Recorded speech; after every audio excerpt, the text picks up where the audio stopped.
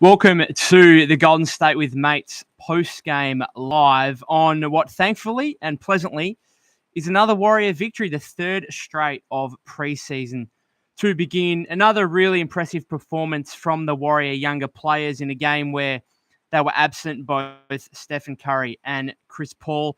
This is coming a little bit later. Obviously, it's nearly 4 p.m. my time, but of course we had an overtime game here against the Kings at Golden One Center. So the Warriors get the 121-115 victory, some real stifling defense to conclude the overtime period.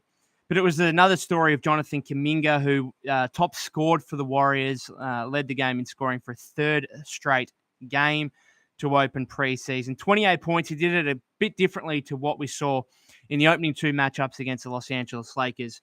But he was quite impressive again. 28 points, 7 for 18 shooting, so slightly inefficient compared to what we have seen from him in the first two games. But he got to the free throw line on 17 occasions, which again just goes to highlight and showcase the different ways in which he can score. And I think that in particular, the ability to get to the free throw line is going to be huge for a Warrior team who we know has struggled in that area across the last few teams, really since, the Steph Curry, Steve Kerr era, where they primarily play a perimeter system, obviously based on their great three-point shooting in Steph and Clay. So it's going to be a big element that the Warriors can utilize going forward here in Jonathan Kuminga. And, we saw him without CP and without Steph. He obviously got the start, so the Golden State starting lineup for this one was Brandon Pajemski starting at the 1 with Clay at the 2, Wiggs at the 3, JK at the 4, Loon at the 5. And we saw, obviously, without Steph and CP, we saw a lot of, not point guard Jonathan Kuminga, I'm not going to call it that, but a lot more volume for him, a lot more on-ball opportunity, a lot more post-up opportunities, which was really, I guess, the go-to for the Warriors in this one, both through Kuminga and Andrew Wiggins as well, who I'll get to in a second. He was quite impressive, definitely his best performance through the first 3 games to date. But JK, his ability to explode to the rim, they struggled to stop him aside from, having to foul. The best thing about this one for Jonathan Kuminga was the fact that he missed his first 3 free throws.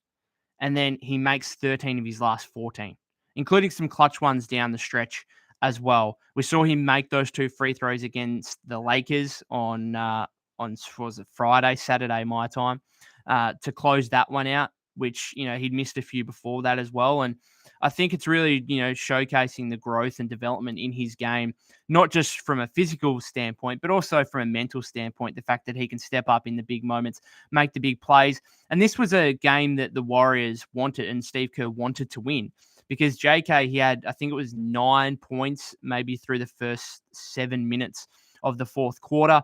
And then he left the ball game. And I think at that point, a lot of people thought that would be him done for the night.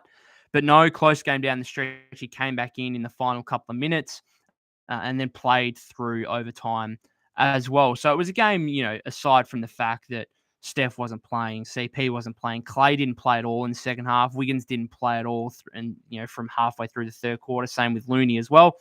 But aside from that, it was a game that the Warriors wanted to win clearly because they still had the likes of Jonathan Kuminga, Moses Moody, Brandon Pajemski started, obviously. They wanted to get those young players into a situation down the stretch where they can, build and work on their clutch moments and making the right decisions and, executing correctly in the most pressurized moments. So Jonathan Kuminga, you can't say, enough about his performance again. 24, 26, and now 28 points, I think, through the first 3 games so far. Again, doing it in a variety of ways. He went 7 for 12 from 3 in the first 2 games. Didn't have his shot falling today, but the aggression to get to the rim. I think the biggest thing for me here is the fact that he's too good for reserve units. And I cannot wait to see Chris Paul, Jonathan Kuminga in second units together because I guess the one worry with JK today was the fact that he didn't get as many easy buckets as what you may have liked. He got a couple out in transition, a few layups at the rim, which were fine. But aside from that, it felt like everything really had to be forced at the rim kind of thing, especially in those post-up opportunities. And yes, he was able to get to the line at will on 17 occasions, and nail 13 of them. But it certainly wasn't the kind of free-flowing scoring performance that you'd seen from JK in the first two games where, he was knocking down his jump shots and whatever else. So it's going to be fascinating to see going forward how much opportunity he's going to get within the Warrior offense. Because I thought today or tonight's game was more of an outlier, I suppose, in how the Warriors are going to play, because they're really, unless there's injuries, they're most of the time, maybe on the occasional back-to-back, it might be different, but they're really going to have, Steph Curry and Chris Paul on the floor in at least every game, and most of them, obviously, they'll have both of them. And this one was just an outlier in terms of the amount of volume and on-ball opportunity that JK was going to be able to get. But again, looking forward to seeing him and Chris Paul in the same unit together, because if you can just get JK a few more easy ones, then what can he score? Like what can he literally score for the Warriors this season in terms of average points? Now, he averaged just under 10 in both of his first two seasons. I think it was 9.6 last season.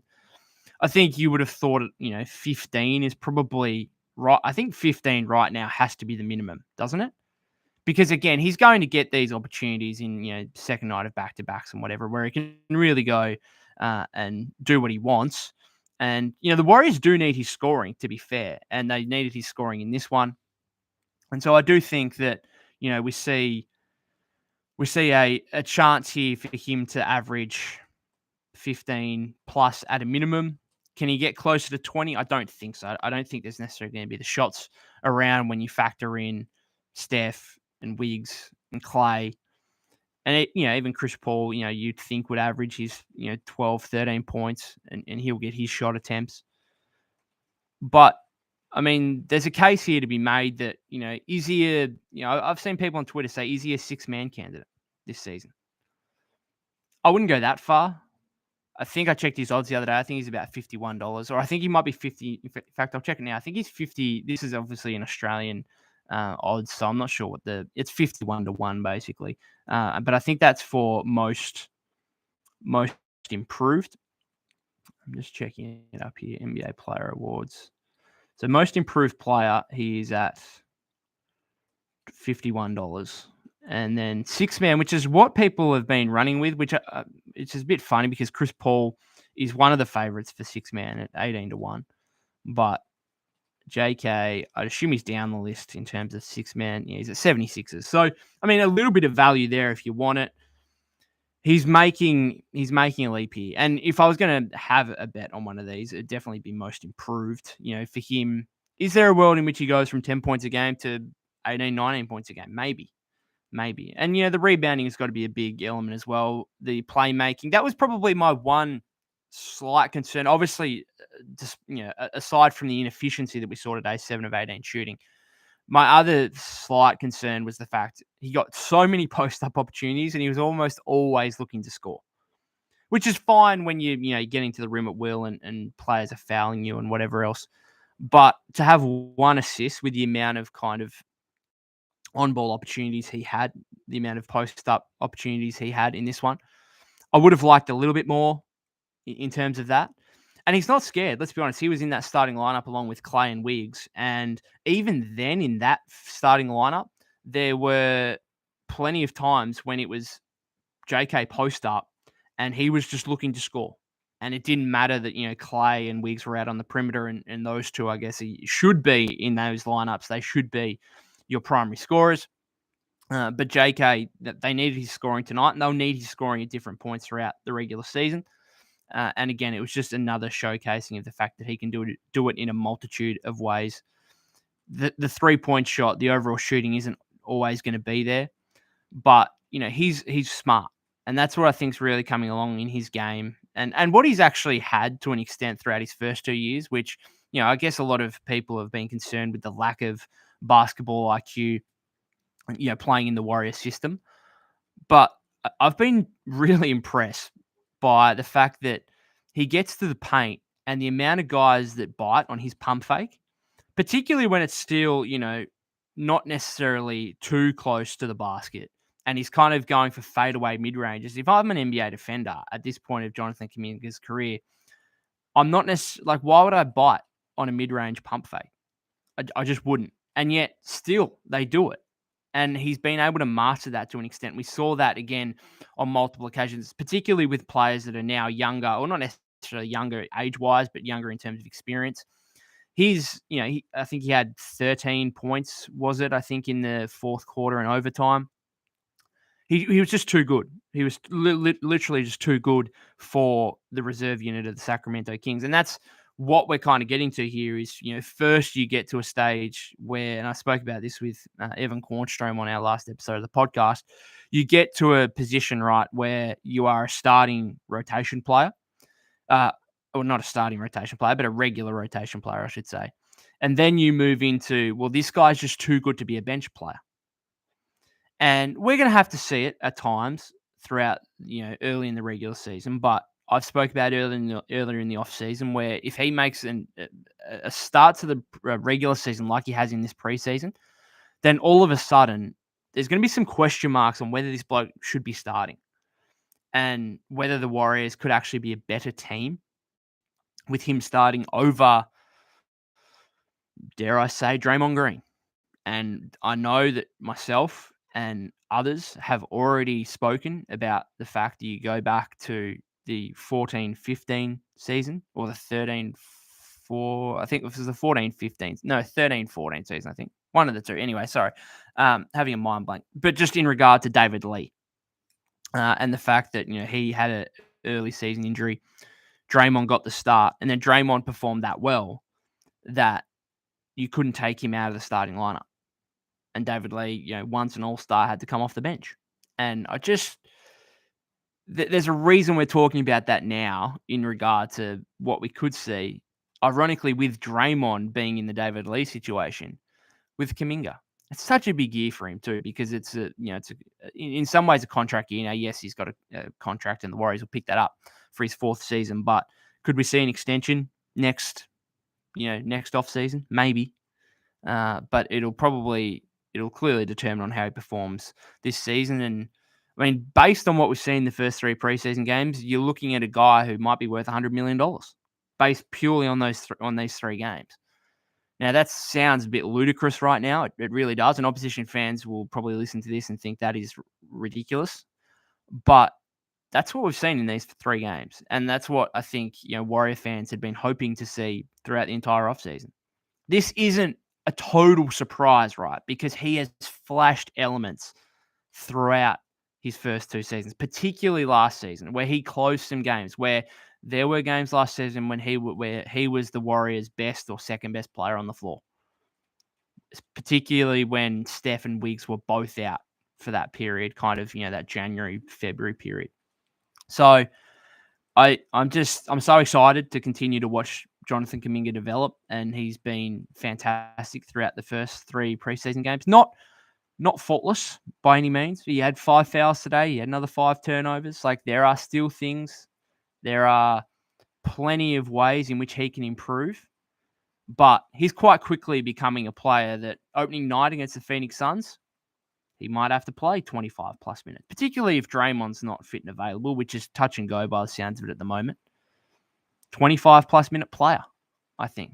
It's going to be huge. He's the X factor for Golden State. It's going to be absolutely huge. We could talk about Jonathan Kuminga for an hour, but I'll move on from him. Andrew Wiggins was probably the other player I wanted to talk about. Without Steph and without CP, the Warriors really needed his isolation scoring and his one-on-one shot-making ability. And I actually wrote about it a few weeks ago. He's averaged the last two seasons with the Warriors, he's averaged around early 17s, 17.1, 17.2 points per game.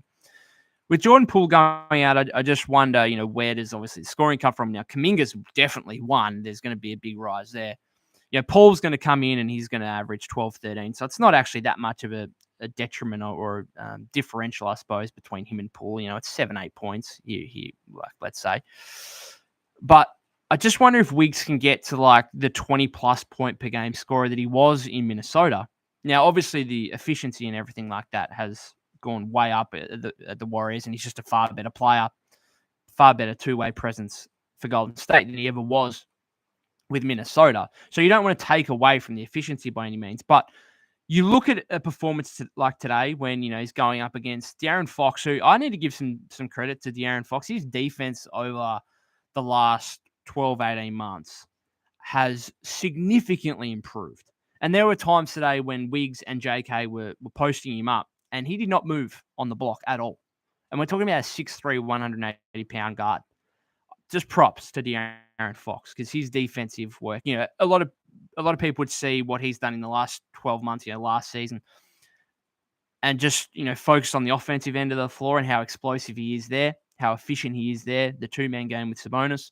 But defensively, fantastic. And I thought, his work today on a few of those possessions against Kuminga and Wiggins was, mightily impressive. But back to Wiggs, I do still think there are times where, particularly late in shot clocks, where the Warriors aren't necessarily getting anything going offensively. You can give him the ball and he is your bailout option, like KD was, in the 2016 to 2019 years, right? In that 3-year period, the Warriors had the ultimate bailout option in Kevin Durant. And I'm not saying Andrew Wiggins is that. Sorry. I'm not saying Andrew Wiggins is that. He's clearly not Kevin Durant. No one's comparing them. But just in terms of the role that he can play for the Warriors, this was a game where you saw the fact that you can put the ball in his hands and he can go and get you a bucket. And I think there were times last season when the Warriors could have really done with that. Now, maybe that isn't necessarily the case this season because you bring Chris Paul in and you hope that with Chris Paul that you get a pretty good look on almost every possession that he's on the floor. But I just think there are times when Andrew Wiggins could be utilized more in a way that he was in Minnesota. You got to try and find a balance, right? Because I'm not saying we want to go back to Andrew Wiggins, Minnesota, but there's a balance. There's a balance there. And I think it's also about Wiggs wanting the ball a little bit more. And maybe there are some times where he's a little bit placid and his kind of aggressiveness can go up and down, particularly throughout the regular season. But I thought he was fantastic. And some of his mid-range shot making, again, people say, well, that's not inefficient.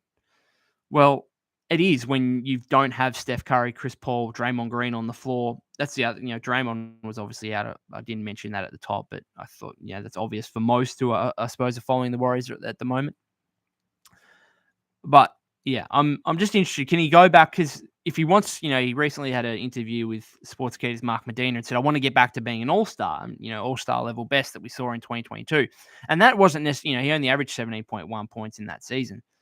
But I think if he wants to be an all-star again, you probably, in this league, with the amount of scoring that happens these days, the lack of defense across the league, I think you need to be at least a 20-point-per-game scorer to be an all-star. Like, we see some 20-point-per-game scorers last season who were not even close to sniffing all-star. Like, Jordan Poole was not close to sniffing an all-star game last season, yet he averaged 20 points per game. A decade ago, you averaged 20 points a game. You're almost a lock for the all-star weekend, probably, but I think that's what he needs to do if he wants to get back to his all-star level best, and of course defensively, and hopefully leading a Warrior defense who slid from 2nd to 14th last season back up to hopefully a top 5 defense this season. But certainly his most impressive performance so far because he hasn't shot the ball overly well in the first 2 games. This was a good one. I think he shot 3 of 5 from 3-point range as well. So his shot was falling, and that was big. That was big for the Warriors.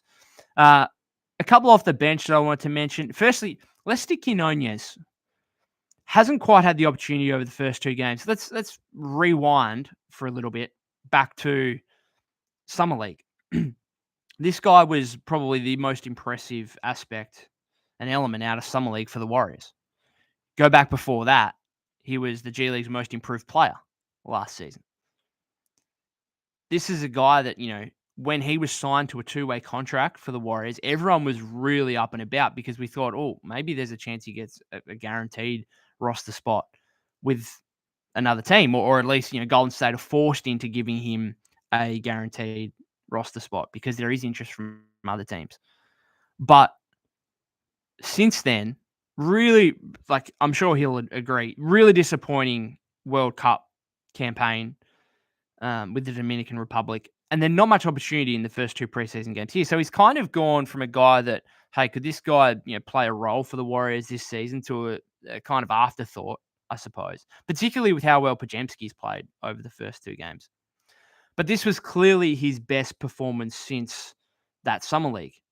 And I think he should have had more opportunity. I think he should have played one. He should have played more, and two, he should have been a little bit more on ball, in my opinion. So 18 points, 4 rebounds, 4 of 6, 6 of 12 shooting. He should have played more, particularly in the first half, and probably in the third quarter. One of the most frustrating elements that Golden State fans will take out of this game was the fact that Jerome Robinson played as much as he did. With Podziemski in the starting lineup, CP, Steph out, he was kind of the first ball handling guard, I suppose, off the bench, if you want to call it that. Although even in those lineups that he was in, I would argue that it was Kuminga who was almost the point guard, or the offense was really run across a multitude of players rather than one person bringing the ball up on every single occasion. But I suppose you would say he was the first guard off the bench. How many minutes did he play? He had Jerome Robinson. He had 6 points and 5 rebounds on 2 of 11 shooting. How many minutes did he play? He played 21 minutes. So he was the first player off the bench for Golden State. Now, Jerome Robinson, 25-year-old, I think, former lottery pick of the Clippers, on a 2-way contract now with the Warriors. Frustrating. Really frustrating the fact that early on he played more than Lester Quinones. Because if you're going to have a ball handling kind of combo guard coming off the bench with Steph and CP out, I just think it should have been Quinones. He has done more recently. Now, Kerr will point to the fact that Robinson's a little bit more experienced, probably a little bit more trustworthy. I don't give a shit. Excuse the language. I don't give a. It's a preseason game. Now, again, regular season game. First of all, if you're relying on Quinones or Jerome Robinson as your first kind of combo guard off the bench, you're in trouble, right? You're probably going to lose the game anyway because Steph and CP are probably both out. But I can understand that if that were the case in a regular season game, maybe Steve likes the trusting nature that Robinson might give you. But it's a preseason game. And to me, the upside of Quinones is worth giving the opportunity to and seeing what he can do. And eventually that came in the second half. And eventually he got more opportunity on the ball because when Quinones was out there, again, most of the time, they were obviously late in the game. They both played together, but Quinones' early minutes came with Podziemski off the floor. And in that situation, I would have just let Quinones have a little bit more on-ball opportunity, a little bit more pick-and-roll action. Because I do think, one, he's a shot maker, and two, there's some playmaking elements to him, and there's some ball-handling elements to him.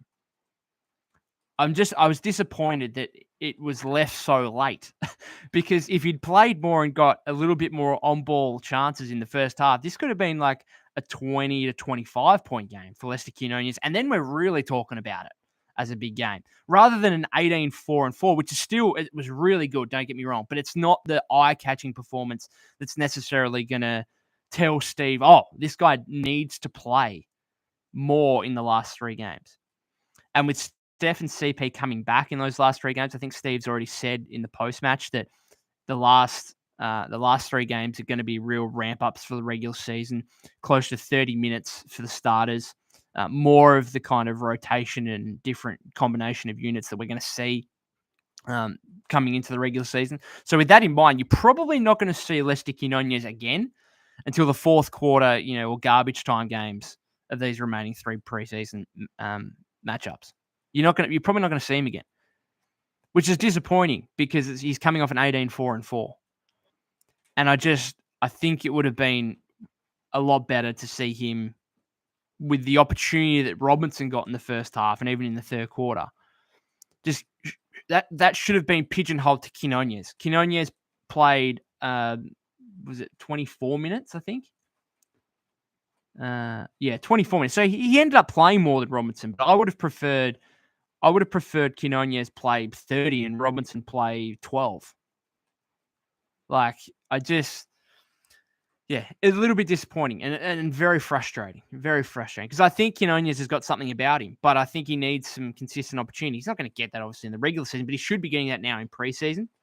You're not putting him necessarily in the same class as Kuminga and Moody because they're, lottery picks, right, that are on the main roster. Like, I get it. And even Podziemski to an extent.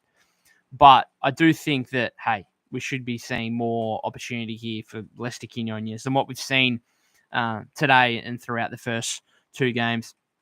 And Jerome Robinson on a two-way contract, like it's the third two-way contract slot. It's not going to make too much of a difference. But I am a little bit surprised with how many chances he's getting. And again, maybe it's just a trust thing with Kerr, and he trusts some guys. You just trust. We saw it with Anthony Lamb last season, who's now in the NBL, but he was playing meaningful minutes for the Warriors throughout the regular season. Kerr just has his guys, and maybe Robinson is one of those guys. Now, again, I don't think he's going to be. I don't think he's a chance for the 14th roster spot. You'd hope not after what we saw against the Kings tonight. But Quinones, play him more, Steve. Play him more. Anyway, Moses Moody quickly. Liked his performance again. Again, solid output, 16 points, 3 rebounds off the bench, 5 of 10 shooting, 3 of 6 from deep. I think, did he make his first 3? I know he made 2 in the second quarter. One was a really tough, Richard Jefferson alluded to it in the broadcast, a really tough kind of moving back to the 3-point line. I think it was a kind of 2-man game with Saric, I think it was, where he made it over, a semi-contest. Made another one early in the third quarter. He started in place of Clay in the second half. Made another corner 3 there. I think his shot's looking great for starters. And that's probably the biggest thing is that for him, he's never going to be, a bucket getter in terms of, isolation, give the ball to him, go let him make a play.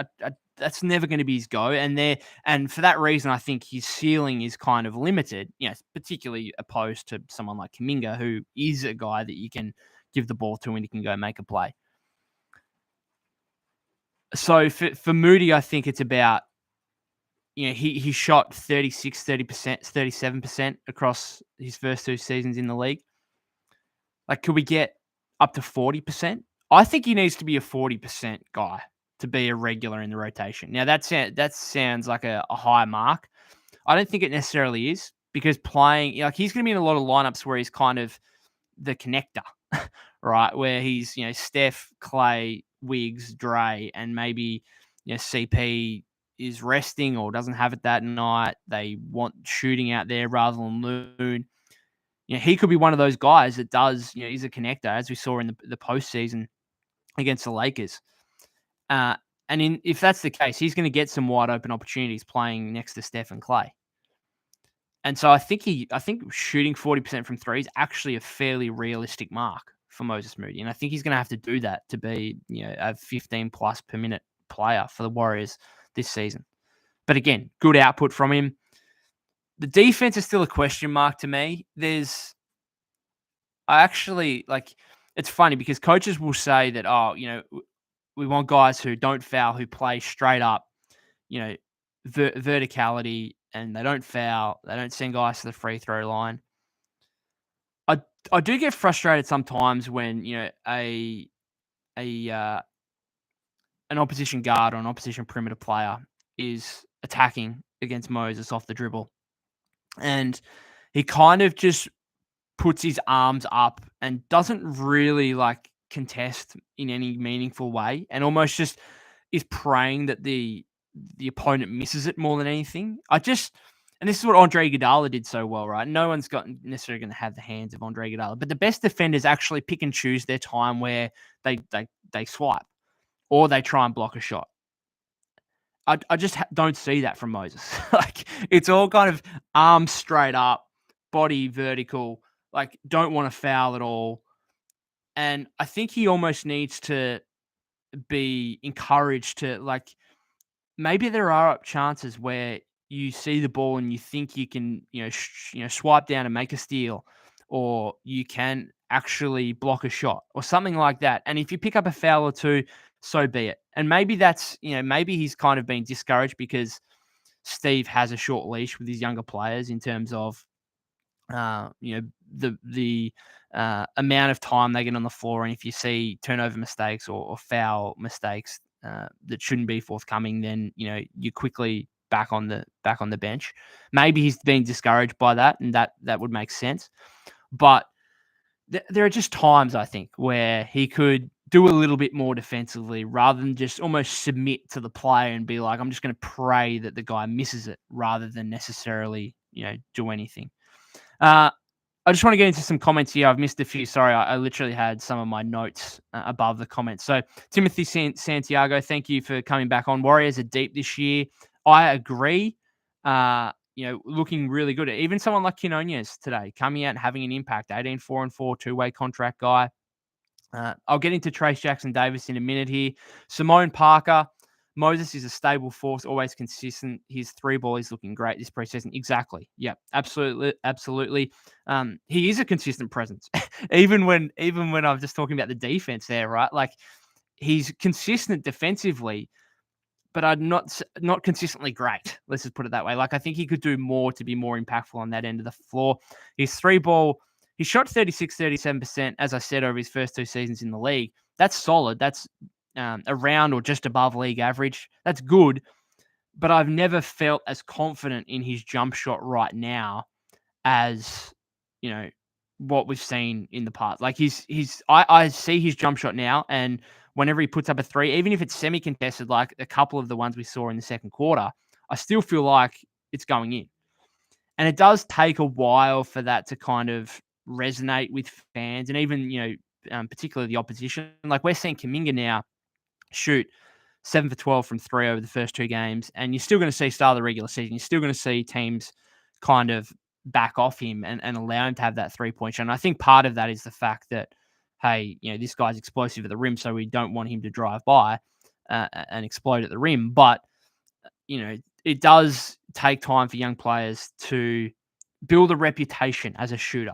And I think Moses Moody is starting to do that. And he is with me anyway, because, and I'm sure he is with Simone and other Warrior fans, that he's, he puts the ball up and you think, you think it's going in. So he's, another really good performance today. Really good performance. Back to my notes here. I'll get to the comments as they come through. Trace Jackson-Davis, he should have played more as well. He's in the same boat as Quinones. 4 points, 4 rebounds in 18 minutes. Had a huge block. Kevon Looney, I don't get it. I don't get it. I love Loon. It's not a Loon thing. I don't get Steve's incessant need to play Loon more than he should. Why was he like? You take Clay off at the start at halftime for the start of the third quarter. You bring Moody on for him. That would have been a perfect opportunity to just have Saric or Jackson Davis even start the third quarter. Loon played half the third quarter, and I just don't see it. Particularly when Usman Garuba, who I can talk about. I mean, in fact, I'll talk about Garuba now. He's not playing. He played 3 minutes, was it? Let me just have a look. 3 minutes for Usman Garuba in the fourth quarter. Why is Loon having, and Loon played well, he had 14 rebounds. Sabonis got a little bit, I feel like there's a clear directive in this one early for Sabonis to try and hit a few jumpers. Now, we know the issues that he had, and how Looney outplayed him in the first round series season, and Sabonis, the Warriors weren't guarding him anywhere, restricted area, basically. Like he could have any mid-range 3-point jump shot he wanted. Felt like there was a directive here because Sabonis had made 0 of 2 threes, went 0 of 2 on threes in the first 2 preseason games for the Kings. And he took 2 and made 2 in the first 3 minutes of this one. I don't think there's any coincidence that he took a couple threes early and made both of them. But aside from that, Loon had another 14 rebounds. I think, how many offensively? Yeah, 4 offensive boards. So continuing his rebounding presence that he displayed against the Kings in that first round series. So he was good. He was fine. But he played 23 minutes. I just don't think you need to play that. Just like Saric, Jackson Davis, Gruber. We want to see some of these guys. Saric is a bit different. He's a veteran player. You already know what you're going to get from him to an extent with his offensive skill set. He's shooting the ball well. I found it. We actually saw a bit of we saw a bit of Saric at the 4 next to Looney and Jackson Davis in the third quarter, and there was an incredibly hilarious play where it was actually a pick and roll with Saric and Jackson Davis, with Saric as the ball handler. And it actually turned into a Saric off the bounce mid-range jumper that was pure. It went in. I had a good laugh at that because I just thought this is a big to big pick and roll going on here. You very rarely see that, but we probably should get used to it because you're probably going to see it with like the likes of Chet and Wemby, these absolute freaks of nature who are ball handling 7-footers, and you're probably going to see that a little bit more. So maybe shouldn't be that surprised. But I don't think you're going to see too many Dario Saric, Trace Jackson Davis pick and rolls this season. That might be the only one you see for the next 12 months. So I hope you enjoyed it. Anyway, TJD, he should have just played more. He should have. He should have probably got some of Looney's minutes in the first half. If not, Looney should have probably been rested by half time. Bring Jackson Davis on, give him more opportunity because, I thought he looked really good. His defensive stuff for a rookie now, again, and this is what you get with a 23-year-old who's had 4 years in college. He's just so much more advanced on the defensive end of the floor. Some of his stuff in the pick and roll has been absolutely fantastic. He had a play late in overtime where he was switched out onto Colby Jones, who, first-round pick of the Kings, talented player. And Colby Jones almost looked at him with disdain and thought, well, I've got you covered. You're a big man, right? And then he went right on him, and TJD just stood in front of him the whole time and just didn't let him go by. And he basically got near the paint and had to kick it out, and nothing eventuated in that possession. And it was a really big key to the Warriors' overtime victory because they kept the Kings to, was it 2 points in overtime, I think? No, 4 points. So 10-4 in overtime. So, the Warriors won the game in OT thanks to their defense. And Trace Jackson Davis was a big part of that. His defensive versatility, I think, has been absolutely outstanding. I don't think he's doing enough right now to necessarily warrant minutes in the regular season. I mean, maybe he does with Draymond out. Like, especially if, like, Loon or Saric get into foul trouble. Like, Draymond out, you're going to have Kuminga eat up majority of those minutes. You're going to have, but I guess like that makes Jackson Davis your third string center for the moment, if Green's out. So, you could see him play 5 or 6 minutes maybe. And I don't think it would necessarily be a disaster, particularly with his defensive chops that we're seeing from him. So I thought he was fine again, was impressive again. Again, not enough to absolutely scream out, hey, I should be getting minutes at the start of the regular season. But again, I don't think he was afforded that opportunity because, he only plays 18 minutes. He should have played more instead of Loon. There's no doubt about that. Not just checking the comments here, no more at the moment. I just wanted to, a couple more. Let's talk about the other rookie. Brandon Pajemski obviously got the start. Coming off a 10 points, 6 rebound, 10 assist, double-double against the Lakers. I thought he started off the game really well. His patience for, a 20-year-old rookie, I think is unreal. Like, it is brilliant. A couple of times early in the first quarter, we saw him kind of pick up the dribble and then just not rush at all in trying to find a man. And there was 2 occasions. One, he found Wiggs on the wing for a 3. And the second time, he found a cutting Clay who made like a little mid-range banker from the free throw line or just inside. And I just looked at those 2 possessions and I thought, like, the patience here, not to rush, not to, because a lot of players do that, right? Particularly young players. You pick up your dribble, you kind of got nowhere to go, so you look for the first pass you can make. I think he does a really good job of just allowing, all the traffic to go by and just being patient and then finding the right man, finding an open player, and, picking up an assist or whatever else. And then he had that play, like his first score, where he was patient again and kind of step through move for the layup. That was really impressive. But like, he ends the game 4 points, 6 rebounds, 4 assists in 31 minutes. So certainly not as fantastic, not as impressive as the first 2 games. Certainly not a disastrous game by any means. Like, he was fine. There are scoring question marks to me, and that's not. This is a question mark for the future, right? Because right now, if you can be a solid third string point guard where you are a solid ball handler and you are an excellent decision maker and facilitator, which is particularly important in this Warrior offense. If you can be that, that's helpful. So he can already be a helpful player for Golden State as a rookie, which is great, which is fantastic. But if you're looking forward into the future, where can this guy reach? Well, like, where's his ceiling? Is he a a third string point guard? Is he a solid backup point guard? Is he a starting point guard on a championship team? You would think that the scoring would have to come along quite a bit because he doesn't have the explosiveness to necessarily, blow by players. He doesn't have the athleticism, to finish at the rim. He's got to be crafty, like we saw that first layup I just described. He's got to be crafty to kind of make that happen, which he can do, but that's not like you're not going to get a heap of them every game, right? You're not going to be able to get 20 points just by doing that. His 3-point shot has, still not, I mean, he's not taking that many. I think he only took 5 shots today. 1 for 5. He only took 1 3. So it shows to me that the confidence in his scoring just isn't quite there. There were a couple of times where I thought he was open for 3-point attempts and he turned them down. So again, the patience I think is fantastic. The facilitating and playmaking is excellent. And for the moment, that might be all the Warriors need to have a helpful player in this rotation. But just going forward in terms of his overall ceiling, I think there are scoring question marks both with his jump shot and his ability just to get by defenders and finish at the rim over interior defenders. So I'm going to be fascinated to see where he ends up in his career. But right now, he's showing himself that he could be a helpful piece for the Warriors and that, Steph or CP are resting on a particular night. He can step in, play 15, 20 minutes, and he'll probably help you. Like, he won't be a disaster. So I think there's some real positives to take out from this game, even though, it was clearly his worst of the 3 matchups.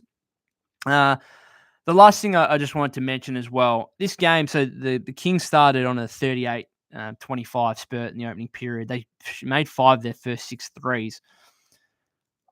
If you didn't watch this game, right, and you just look at the box score and you look at Gary Payton II and you think 2 rebounds, 2 assists, 2 steals in 19 minutes, not much, right? That's not doing much.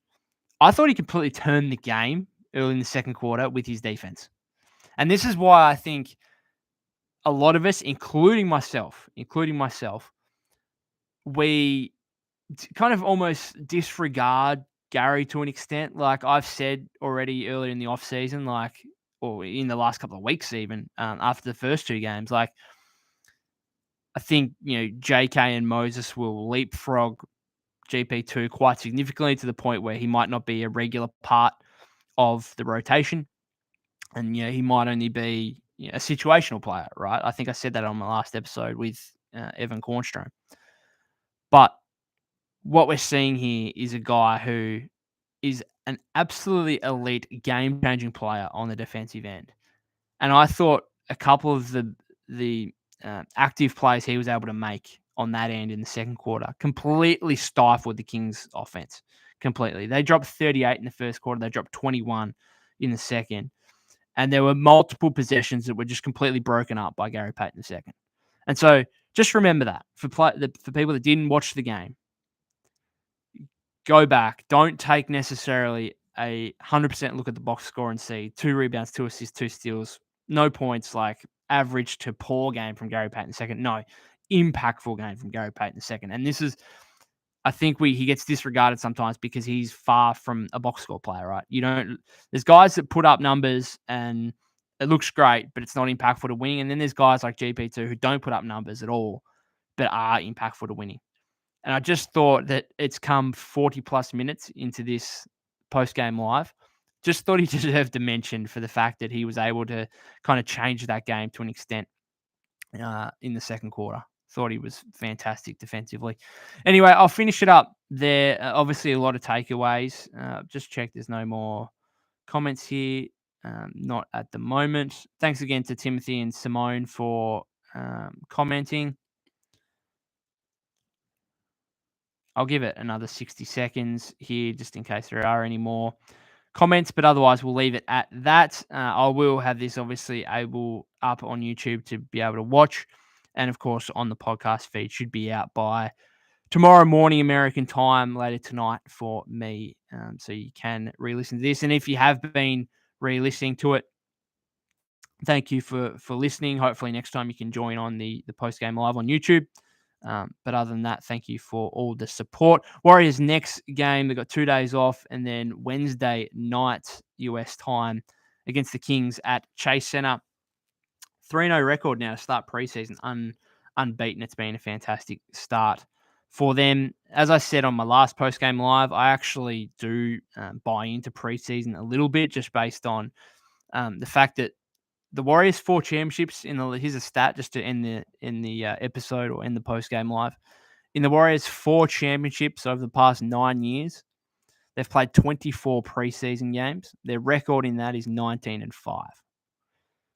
So to me, that just showcases that, hey, preseason means something, not nothing. That is for sure. So I'll just reiterate that point before I go. But other than that, guys, thank you very much for listening. You can find me at POK252. That's POK252 on Twitter or X. Subscribe to the YouTube channel here if you haven't already. You can follow on Apple Podcasts and Spotify. Other than that, I'll probably have another episode with a few more takeaways and diving a bit more into this Kings game before Wednesday's game against the Kings again. So looking forward to that one. Be on the lookout. Other than that, guys, enjoy the rest of your week. For those in the US, you don't have a couple of hours to go. But for me, Monday afternoon here, looking forward to a big week ahead with plenty of Warriors content, both here on YouTube, on the podcast feed, and of course, you can catch my writing daily on Fansided's Blue Man Hoop. Thanks again.